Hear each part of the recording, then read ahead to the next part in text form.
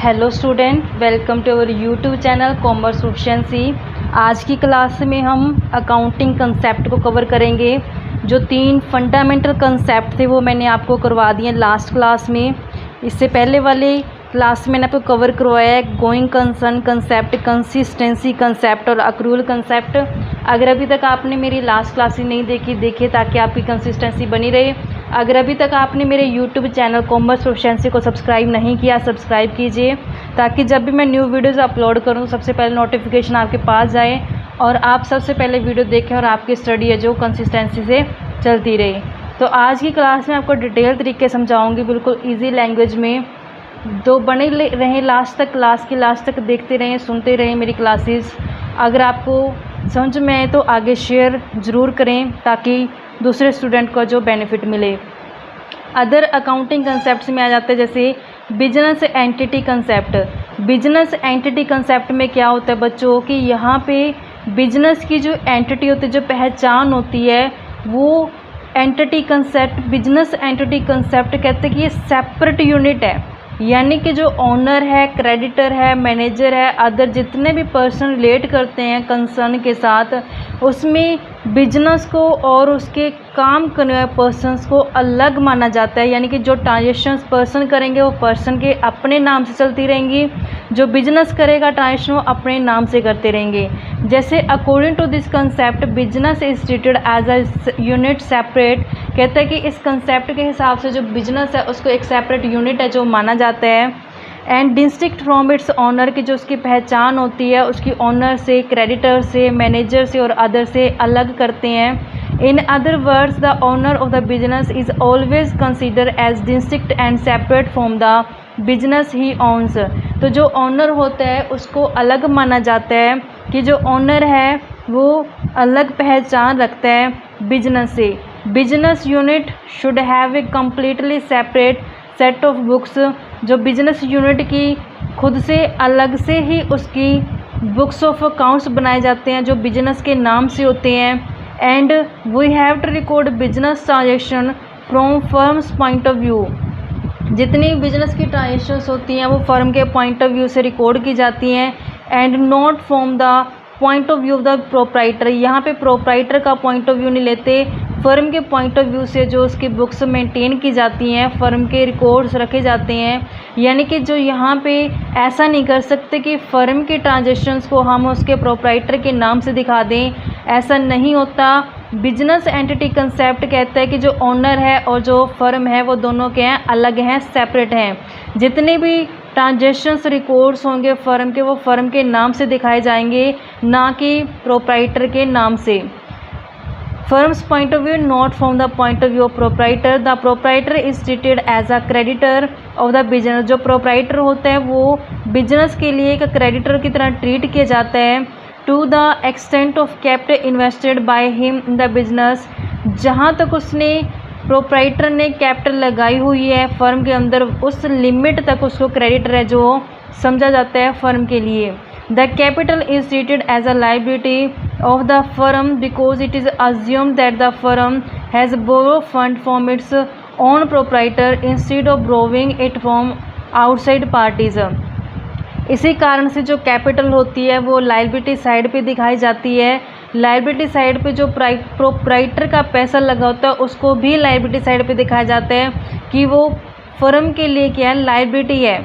Honour क्या जो पैसा लगा होता है फर्म के अंदर उसको भी लायबिलिटी साइड पे शो किया जाता है फर्म के बुक्स ऑफ अकाउंट्स के अंदर, क्योंकि बिजनेस एंटिटी कंसेप्ट कहता है कि ऑनर जो सेपरेट माना जाता है उसकी कंसर्न से। It is for this reason that we allow interest on capital and treat it is an expense of the business. इसी कारण से कहता है जो कैपिटल के ऊपर इंटरेस्ट है वो अलो किया जाता है। जब फर्म इंटरेस्ट पे करते कैपिटल के ऊपर तो फर्म के लिए इंटरेस्ट क्या हो जाता है, एक्सपेंस हो जाता है, क्योंकि फर्म को एक्सपेंस है जो इंटरेस्ट है वो पे करना पड़ेगा। जब पे करना पड़ेगा तो नॉमिनल अकाउंट के रूल के हिसाब से इंटरेस्ट पे करना फर्म के लिए क्या हो जाएगा, खर्चा हो जाएगा। Interest on capital reduce the profit of the firm. जब फर्म इंटरेस्ट पे करती है तो वो खर्चा होता है तो खर्चे पे करने से प्रॉफिट क्या हो जाएगा, फर्म का कम हो जाएगा। At the same time it increase the capital of the proprietor, इसी सेम टाइम से जो कैपिटल होती है प्रोप्राइटर की वो बढ़ जाएगी। Similarly the amount withdraw by the proprietor, इसी तरीके से अगर प्रोप्राइटर विदड्रॉ करके लेके जाता है, ड्राइंग करके लेके जाता है बिजनेस से पर्सनल यूज़ के लिए, तो उसको ड्राइंग बोला जाता है। Like wise goods use from the stock, इसी तरीके से अगर वो मान लो गुड्स ले गया है स्टॉक में से अपने पर्सनल यूज़ के लिए, business for business purpose are treated as expenditure of the business but similar goods use by proprietor for his personal use are treated as his drawing. अगर कहता स्टॉक में से उसने गुड्स यूज़ कर ली business purpose के लिए तो business का एक्सपेंडिचर माना जाएगा, लेकिन अगर वही गुड्स का यूज़ प्रोप्राइटर अपने पर्सनल यूज़ के लिए करता तो वो उसकी ड्राइंग बन जाती है। Because of the concept of separate entity, the proprietor house his personal investment in security, his personal car and personal income and expenditure are kept separate from the account of the business entity। कहते हैं separate entity concept के कारण ही जो proprietor का house होता है उसकी personal investment securities में जो लगाते हैं, उसकी जो पर्सनल कार होती है, उसके पर्सनल इनकम और एक्सपेंडिचर्स होते हैं, उसके लिए वो अलग से अपने नाम से अकाउंट बनाता है। Also if the proprietor has some other business entity doing another business, ऐसे अगर मान लो जो प्रोप्राइटर उसके पास एक से ज़्यादा बिजनेस है, वो कोई और बिजनेस भी चला रहा है, the records of that business should also be kept separate, तो उसके जो रिकॉर्ड होंगे बिजनेस के वो भी क्या रखे जाएंगे, अलग रखे जाएंगे। In the absence of the concept of separate entity, अगर कहते हैं ये कंसेप्ट ना होता the net profit and financial position of business entity can be know, तो उससे कारण अगर ये हम सेपरेट एंटिटी कंसेप्ट ना होता तो उसका इफ़ेक्ट क्या पड़ता कि जो नेट प्रॉफिट होते हैं और जो फाइनेंशियल पोजीशन होते हैं बिजनेस की वो पता ना चल पाती। जो ये कंसेप्ट है सेपरेट एंटिटी वाला वो एप्लीकेबल होते हैं सभी के सभी फॉर्म बिजनेस ऑर्गेनाइजेशन, चाहे वो सोल प्रोप्राइटर हो, चाहे पार्टनरशिप हो, चाहे कंपनी हो, हर एक के ऊपर क्या होता है ये एप्लीकेबल होता है। हर एक कंसर्न के ऊपर ये रूल क्या हो जाएगा, एप्लीकेबल हो जाएगा। अब आई होप कि आपको बिजनेस एंटिटी कंसेप्ट जो क्लियर हो गया होगा बच्चों। अब नेक्स्ट कंसेप्ट आते हैं money measurement concept. Money measurement concept कहते हैं कि सिर्फ उन्हीं ट्रांजेक्शन्स और इवेंट को रिकॉर्ड करना है जिनको मनी की टर्म्स में हम मेज़र कर सकते हैं। जिन ट्रांजेक्शन्स या इवेंट को मनी के टर्म्स में मेज़र नहीं कर सकते उसको भी रिकॉर्ड नहीं किया जा सकता, यानी सिर्फ मनी मेजरमेंट वाली ट्रांजेक्शन इवेंट को रिकॉर्ड करेंगे। Only those transactions and events are recorded in accounting which are capable of being express in term of money. कहते सिर्फ उन्हीं ट्रांजेक्शन्स को, उन्हीं इवेंट्स को रिकॉर्ड किया जाएगा अकाउंटिंग के अंदर जिनको मनी के टर्म्स में है जो एक्सप्रेस कर सकते हैं। एन इवेंट इवन थो it may be very important for business will not be recorded in the books of the business unless its effect can be measured in term of money with the fair degree of accuracy. कहता है कि अगर मान लो कुछ ऐसा event happen हो गया है या कुछ ऐसा हमारी फर्म के अंदर है जो कुछ ट्रांजेक्शन हो गई है जो इफ़ेक्ट बहुत ज़्यादा डाल रही है हमारी फर्म के ऊपर, लेकिन उसको अगर हम बिजनेस के अंदर मनी की टर्म्स में अगर एक्सप्रेस करेंगे तभी रिकॉर्ड कर पाएंगे। अगर उस इवेंट को हम रिकॉर्ड मनी की टर्म में नहीं कर पाएंगे तो अकाउंट्स के अंदर शो नहीं कर पाएंगे, बेशक उसका इफ़ेक्ट पड़ा हो। जैसे मैं आपको एग्जांपल देती हूँ बच्चों, जैसे कहते हैं जो झगड़ा हो गया है प्रोडक्शन मैनेजर के बीच में और सेल्स मैनेजर के बीच में, ऐसे ही कहते हैं does not report that strike is a beginning and does not reveal that competitor has placed a better product in the market, this factor happening can not be express in money term and this are not record in the books. Example के लिए मान लो कहते हैं झगड़ा हो गया है किसके बीच में, मान लो कि जो झगड़ा हुआ है वो प्रोडक्शन मैनेजर और सेल्स मैनेजर के बीच में झगड़ा हुआ है। जब तक प्रोडक्शन मैनेजर प्रोडक्ट को प्रोडक्शन नहीं करेगा, प्रोड्यूस नहीं करेगा, तब तक सेल मैनेजर है जो प्रोडक्ट को सेल नहीं कर सकता। अब इन दोनों के बीच में झगड़ा हो गया है तो झगड़े के कारण प्रोडक्शन मैनेजर मान लो प्रोडक्ट को बना नहीं रहा, उस कारण से सेल मैनेजर है वो सेल नहीं कर पाएगा, जिस कारण से सेल है जो फर्म की कम हो जाएगी ऑटोमेटिकली प्रॉफिट्स भी क्या हो जाएंगे, कम हो जाएंगे। लेकिन ये झगड़ा है, झगड़े को मनी की टर्म में हम मेज़र नहीं कर सकते, तो इसको बुक्स ऑफ अकाउंट्स में भी हम दिखा नहीं पाएंगे, क्योंकि झगड़े को हम कैसे मनी में टर्म में मेज़र कर सकते हैं। लेकिन इनके झगड़े का जो फर्म के ऊपर इफ़ेक्ट जरूर पड़ा है, अगर इसको मनी के टर्म में मेज़र कर सकते तो बुक्स ऑफ अकाउंट्स के अंदर शो कर देते। लेकिन ऐसे मान लो कि हड़ताल कर दी है कर्मचारियों ने, फर्म के अंदर अगर हड़ताल होगी तो काम ठप हो जाएगा, काम ठप हो जाएगा तो फर्म के जो प्रॉफिट है वो नेगेटिव में भी जा सकते हैं, कम हो जाएंगे। लेकिन अब उस हड़ताल को बुक्स ऑफ अकाउंट्स के अंदर रिकॉर्ड नहीं कर सकते हम, क्यों? क्योंकि वो मनी की टर्म में नहीं है। इवन उसका इफ़ेक्ट तो ज़रूर पड़ रहा है हमारी फर्म के ऊपर, क्योंकि उससे हमारी फर्म की प्रॉफिटेबिलिटी क्या हो चुकी है, कम हो चुकी है। लेकिन उस झगड़े को फिर भी हम अकाउंट्स के अंदर रिकॉर्ड नहीं कर सकते, क्योंकि वो मनी मेजरमेंट की टर्म में नहीं है। It should be remember that money is the only measurement which enable various things of diverse nature to be added up together and dealt with।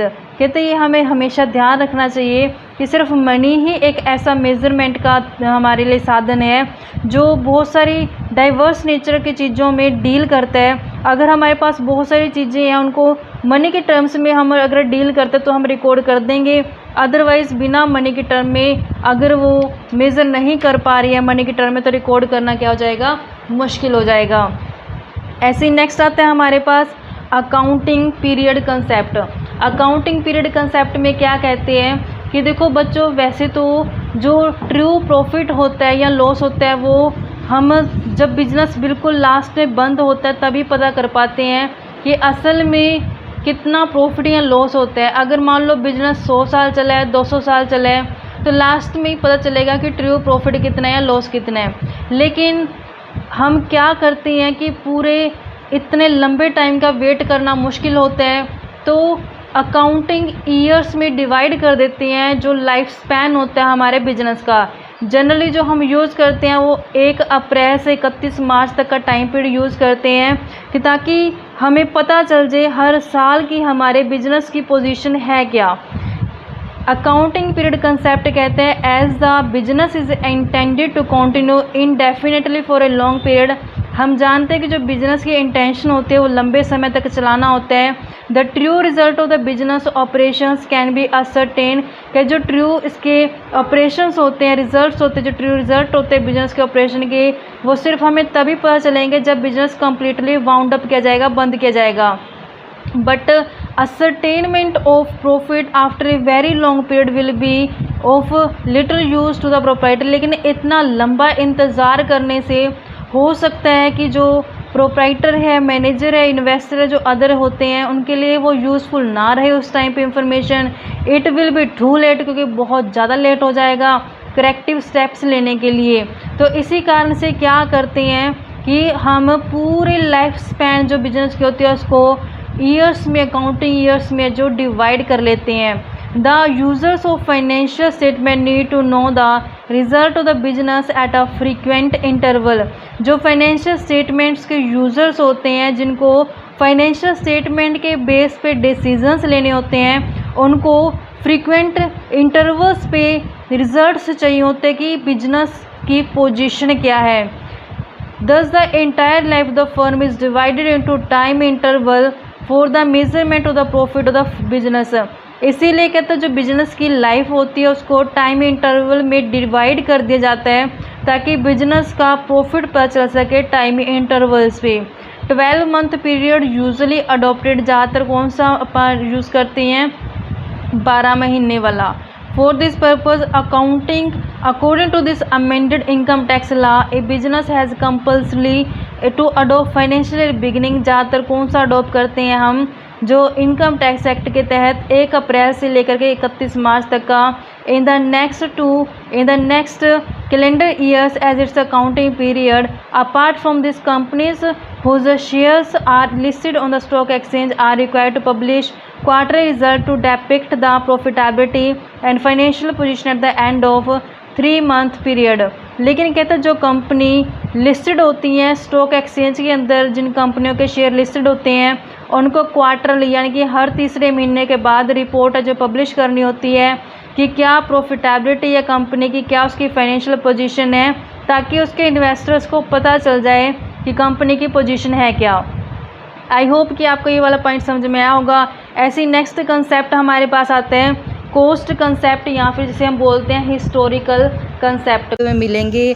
आप मेरी क्लासेस देखने के लिए यूट्यूब चैनल कॉमर्स प्रोफिशिएंसी को subscribe, like and share करें।